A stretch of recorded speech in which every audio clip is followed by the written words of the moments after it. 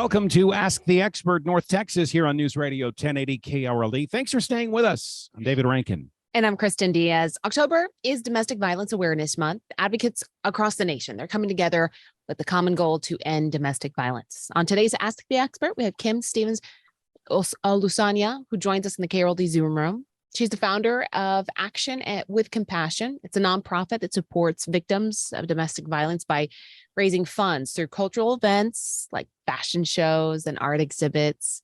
And Kim, we just wanted to thank you so much for being on our show today. Thanks for the time. Oh, thank you. Thank you so much for having me, Kristen. I really appreciate it. Yeah. So this weekend, your organization is giving back and uplifting women who are going through one of the hardest times in their life. And we wanted you to kind of share with our listeners just about how fashion and art can inspire and encourage women to be their best and to find their power again. Yes, because what I realized is that when we are victims of domestic violence and we do have to leave our homes, when they arrive at the shelter, they truly usually just have the clothes that's on their back. And of course, the shelters are providing their immediate needs, which is shelter from their abuser. That is core important. And then also immediate counseling. But as women, we definitely need more. We like a nice dress, handbag. They need to go to work. They need to, go to school the next day. And so that's where I saw a way that I could help with my love of fashion to bring those items into the shelters for the ladies. So how does it work? Well, I host events throughout the year to encourage people to have a closet clean out is what I call it. And I host these events throughout the year where I'm collecting clothes, handbags, accessories, even makeup, all sorts of things that women just need to just start putting the pieces back together. And I partner with the family place, and they allow us to come into the shelter to give the ladies makeovers, styling tips, and just really spend the day with them.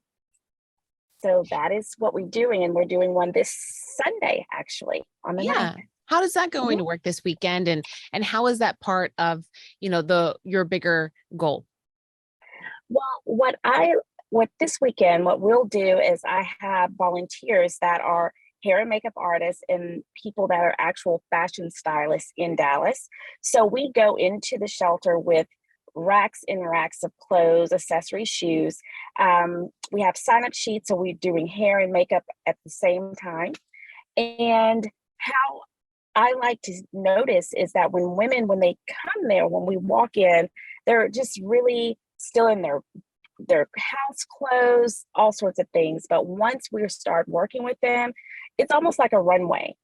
I mean, their posture changes, their mood is lifted. And I just feel that when women see that there's women in the community that actually see them and see their value, then they can start pouring into themselves again from being just degraded for so long. When you're in a domestic violence situation, the best thing that you can do is escape from that situation. But then what you're able to provide is literally an escape from the escape, which would be a sense of normalcy. Yes, and it does. And what I like to try to make people make the connection is that when you are in a domestic violence situation, it's almost like a power cord that now has a big ding in it, like it's not functioning correctly. It has a short in it. And so when you're in that shelter, you're still very, very displaced.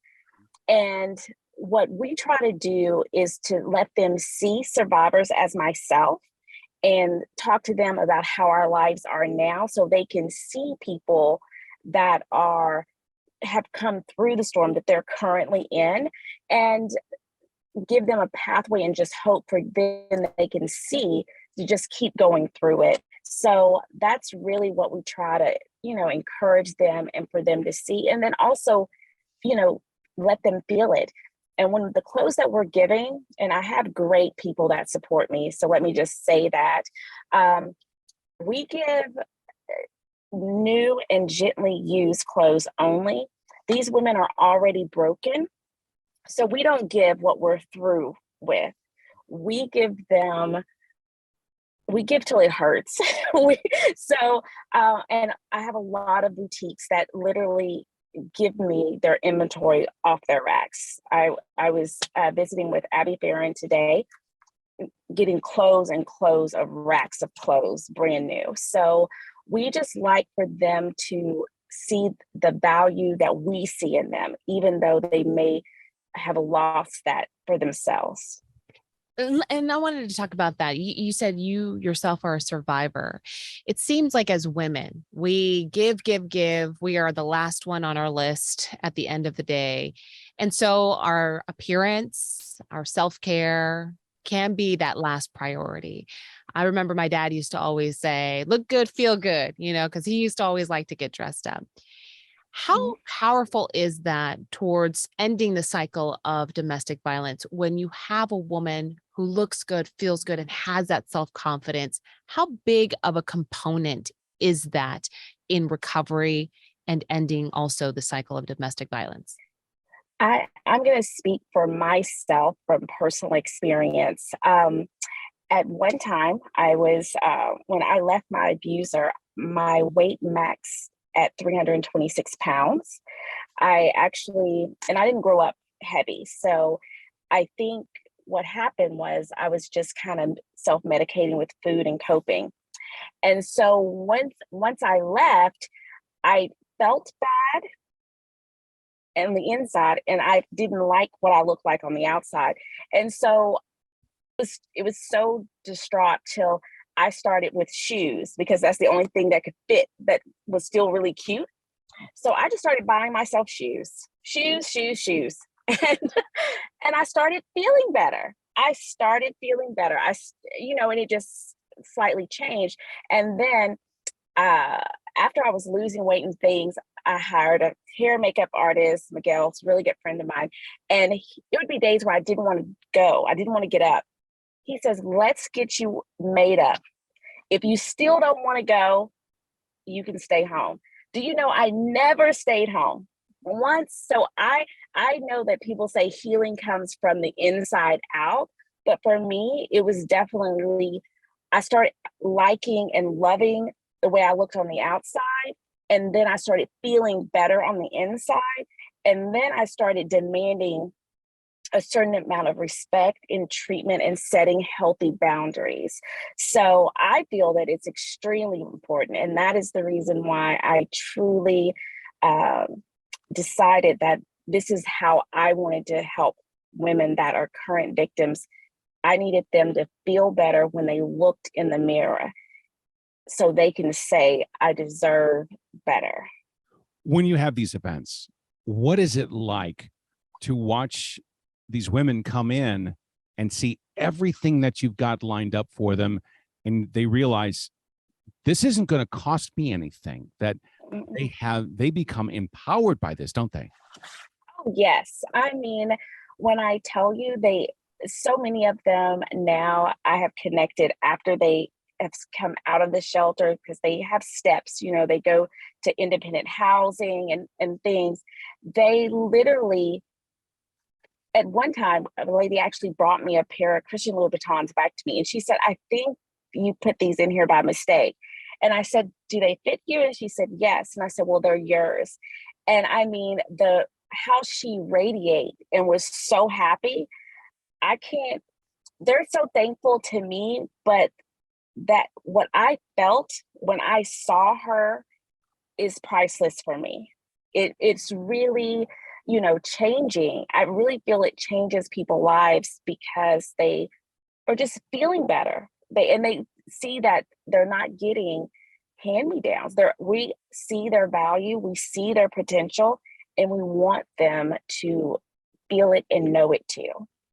There's something about that of what you received to also give you a little bit of value, like the fact that you said, like, wow, I think this was a mistake. Like she didn't feel like she deserved it. Exactly. But you said, no, you do deserve that. It kind of changes your mentality. Like, okay, Yeah, and Mhm. I wanted to know some of the success stories, the women that you've helped and how they're doing now.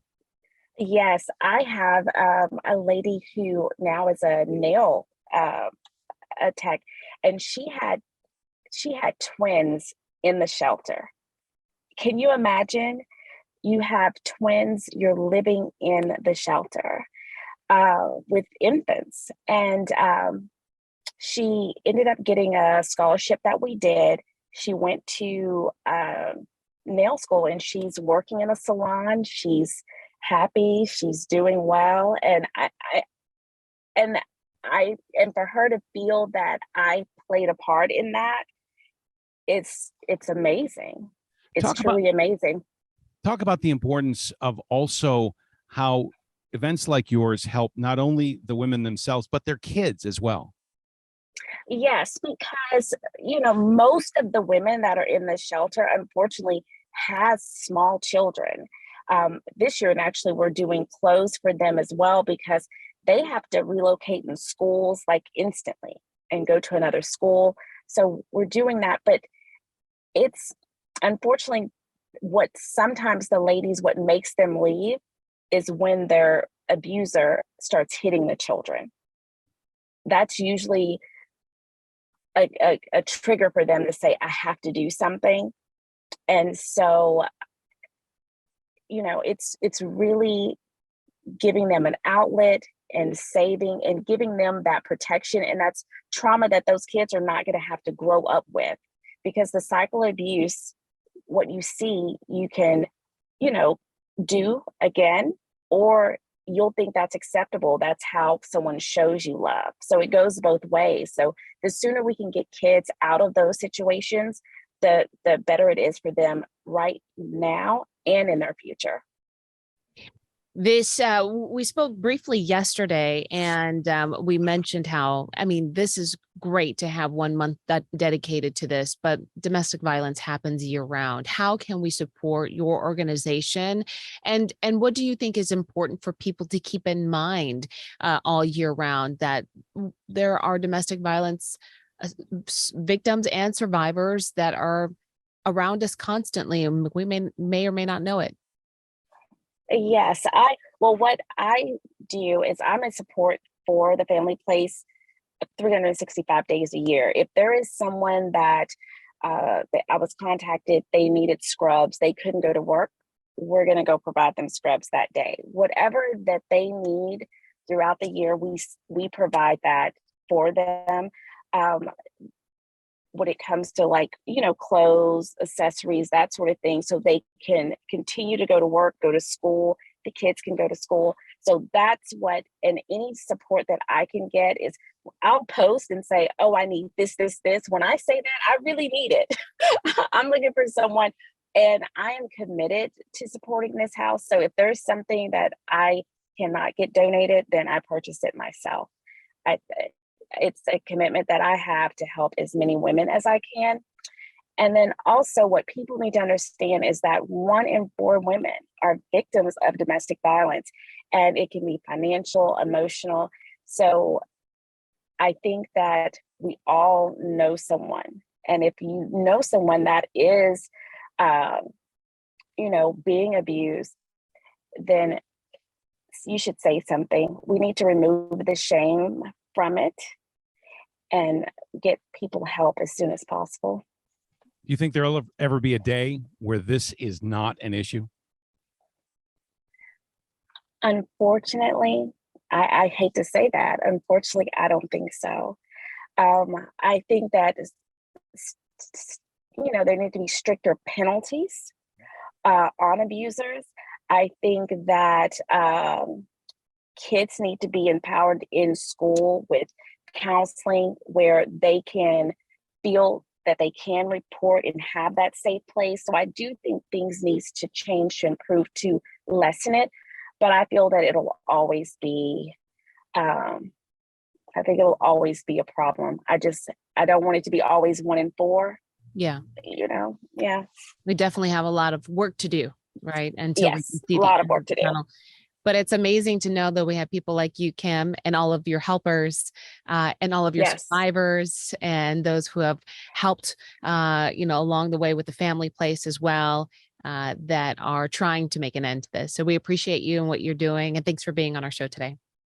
Thank you. Thank you so much for having me. I appreciate it so much. That is Kim Stephens-Olusanya with, again, Action with Compassion.